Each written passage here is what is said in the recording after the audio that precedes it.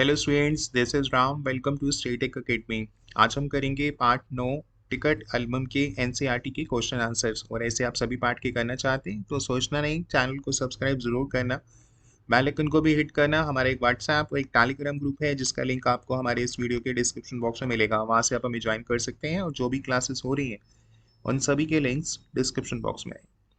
तो चलो बच्चों, शुरू करते हैं आज की क्लास। प्रश्न एक है, नागराजन ने एल्बम के मुख्य पृष्ठ पर क्या लिखा और क्यों? इसका असर कक्षा के दूसरे लड़के लड़कियों पर क्या हुआ? स्टूडेंट, नागराज ने एल्बम के मुख्य पृष्ठ पर क्या लिखा? एल्बम का मुख्य पृष्ठ यानी पहला पेज क्या लिखा और क्यों, आपको बताना है। और जो लिखा था तो उसका असर दूसरे लड़के लड़कियों पर भी पड़ा, पर वो असर क्या पड़ा ये आपको बताना है। ये बहुत ही सरल उत्तर है और काफ़ी इंपॉर्टेंट भी है, तो आप इसे अच्छे से करना। तो चलिए इसका उत्तर आपको बताते हैं कि आपको कैसे लिखना है। एल्बम के पहले पृष्ठ पर यानी पहले पेज पर नागराजन के जो मामा थे, उन्होंने नागराजन के मामा ने मोती जैसे अक्षरों में यानी बहुत ही सुंदर लिखाई में लिखा भेजा था, ए एम नागराजन। यानी कि पहले पेज पर जो नागराजन के मामा जी थे उन्होंने बहुत ही सुंदर लिखाई में लिखा ए एम नागराजन उसकी एल्बम पर। इस एल्बम को चुराने वाला बेशर्म है, तो ये लिखा। ऊपर लिखे नाम को कभी देखा है, ये भी लिखा। यह एल्बम मेरा है। जब तक घास हरी है और कमल लाल, सूरज जब तक पूर्व से उगे और पश्चिम में छिपे, उस अनंत काल तक के लिए यह एल्बम मेरा है, रहेगा। तो ये आपको पहले इतना उत्तर लिखना है।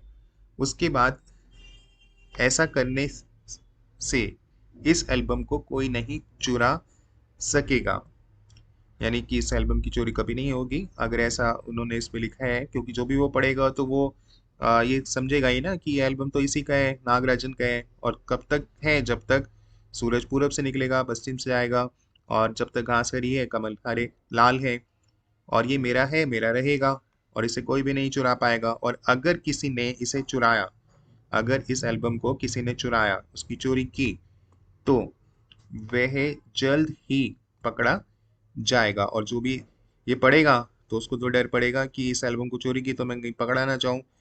इसका असर, अब इसके दो भाग थे। क में तो हमने ये दे दिया उत्तर। दूसरा जो भाग है इसका कि दूसरे लड़के लड़कियों पर क्या असर पड़ा, तो उसमें आपको लिखना है इसका असर क्लास के दूसरे लड़के लड़कियों पर भी पड़ा। लड़कों ने इसे अपने एल्बम में उतार लिया, तो जो उस पर लिखा था वही का same to same copy paste जैसे करते हैं ना, तो वैसे ही कर लिया लड़कों ने। और लड़कियों ने झट कॉपियों और किताबों में टिप लिया, तो लड़के लड़कियों ने सेम टू सेम ऐसा का ऐसा अपनी कॉपी किताबों में लिख लिया। तो इस तरह से आपको इसका उत्तर देना है बच्चों।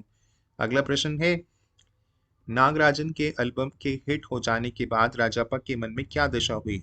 जब नागराजन का एल्बम जो था वो हिट हो गया तो राजापा जो था वो थोड़ा सा, उसके मन की दशा थोड़ी चेंज हो गई। तो आपको बताना है कि नागराजन के जब हिट होने पे, एल्बम के हिट होने पे नागराजन की, तो राजापा के मन में क्या जो चल रहा था वो क्या था। नागराजन के एल्बम के हिट हो जाने के बाद राजापा का मन दुखी हो गया।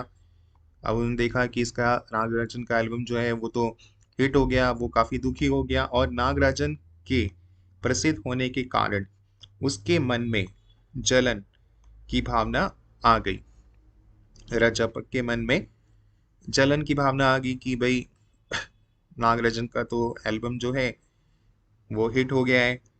क्योंकि इससे पहले राजप्पा के एल्बम की धूम थी। अब जब राजप्पा की एल्बम की धूम थी और अगर कोई और आ जाए और नागराजन जैसा जिसकी एल्बम प्रसिद्ध हो जाए, तो हर कोई उसको लगेगा कि शायद कि भाई मेरे एल्बम पे अब कोई पूछ नहीं रहा, तो उसको इस वजह से उसकी मन दुखी हो गया और उसको जलन हो गई।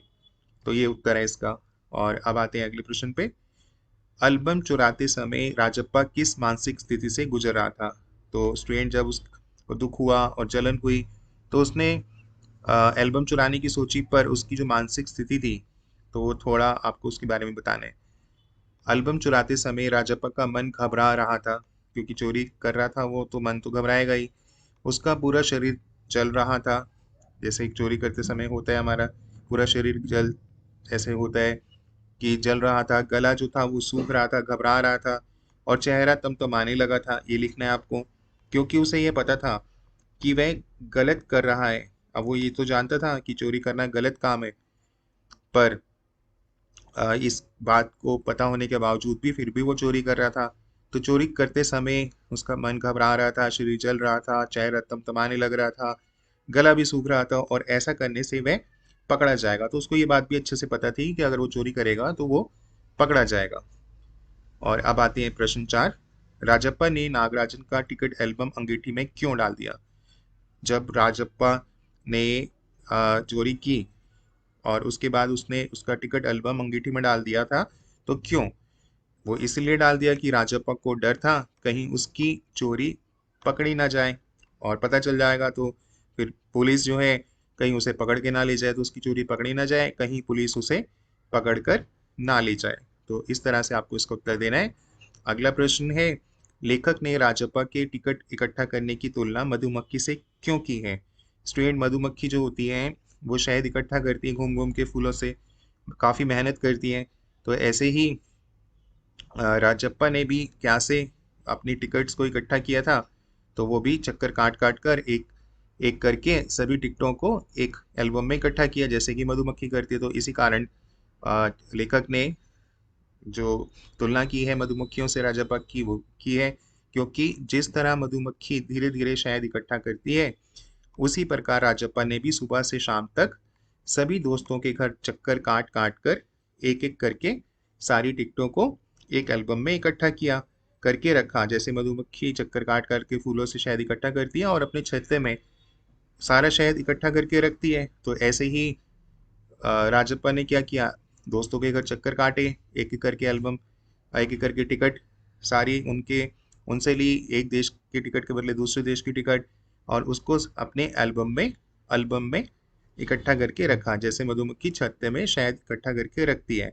और दोनों में काफ़ी समानता है, तो दोनों एक जैसे ही हैं, लगते हैं काफ़ी समानता है। वो भी मेहनत करते हैं, राजप्पा ने भी मेहनत की, मधुमक्खियाँ भी मेहनत करती हैं शहद लाने में, तो राजप्पा ने भी मेहनत की सुबह से रात तक, शाम तक, और इसी कारण लेखक ने राजप्पा के टिकट इकट्ठा करने की तुलना मधुमक्खियों से की है। तो बहुत ही सरल उत्तर है। अब आते हैं प्रश्न 6 पे। टिकटों की तरह ही बच्चे और बड़े दूसरी चीजें भी जमा करते हैं, सिक्के उनमें से एक है। आपने सुना होगा कि कुछ लोग सिक्के भी जमा करते हैं, टिकटें भी जमा करते हैं, सिक्के भी जमा करते हैं। तो क्या तुम कुछ अन्य चीजों के बारे में सोच सकते हो? आपको बताना है कि ऐसी कोई और चीजें हो सकती हैं जिन्हें जमा किया जाए, और उनके नाम आपको लिखने हैं। तो वो चीजें हैं, पुराने सिक्के तो हैं ही, तरह तरह के शंख, कई लोग शंख इकट्ठा करते हैं, सीपे इकट्ठा करते हैं, सोने या चांदी की कीमती गहने इकट्ठा करते हैं, कुछ विशेष पेड़ों या पौधों की पत्तियां इकट्ठा करते हैं। आपने देखा भी होगा ये बच्चों में या बड़ों में।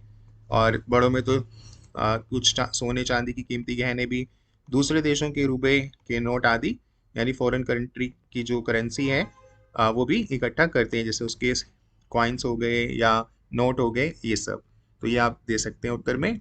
अगला प्रश्न है, टिकट एल्बम का शौक रखने के राजप्पा और नागराजन के तरीके में क्या फ़र्क है? अब राजप्पा जो था वो भी शौक था उसको टिकट एल्बम का, और नागराजन का भी शौक था कि टिकट को इकट्ठा करे एल्बम में।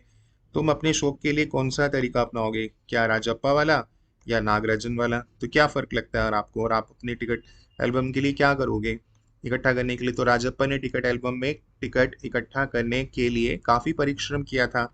जैसे उसने एक देश के टिकट लेकर दूसरे देश का टिकट लिया, सुबह से शाम तक दौड़ धूप करके करने के बाद टिकट इकट्ठा किया था। जैसे मधुमक्खियां भी ऐसा शायद इकट्ठा करती, तभी तो लेखक ने उनकी तुलना मधुमक्खियों से की।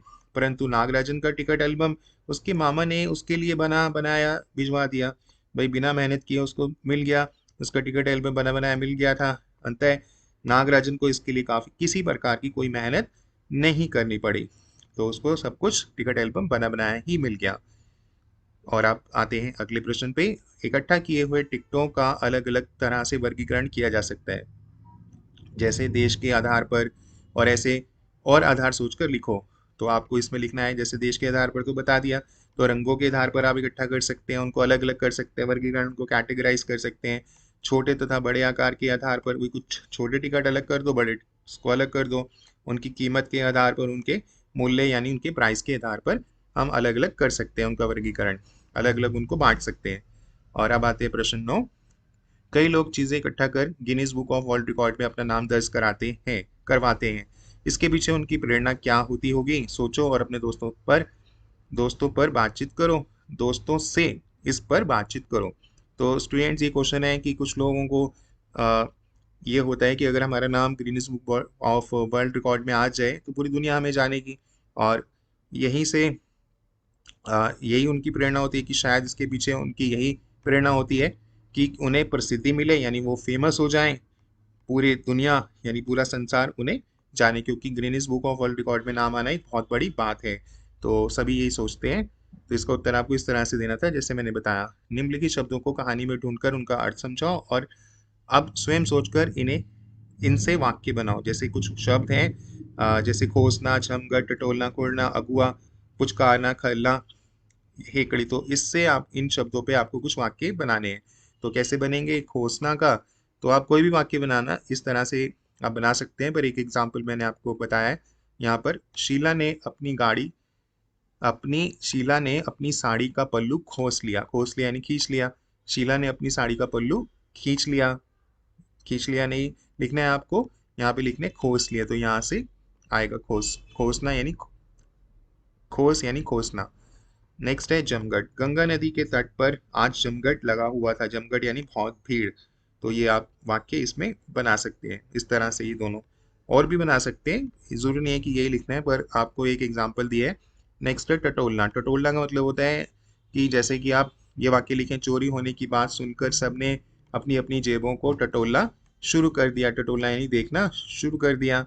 कोड़ना, शोभा की तरक्की को देखकर तुम्हें कोड़ना नहीं चाहिए। तो इसमें देखो शोभा की तरक्की हुई यानी वो आगे बढ़ रही है, उसकी तरक्की हो रही है, तो किसी को कोड़ना नहीं चाहिए। कोड़ना यानी कि मन में ईर्षा, ईर्षा भी कह सकते हैं, जलन जो है, जलन ज्यादा सही है इसके लिए।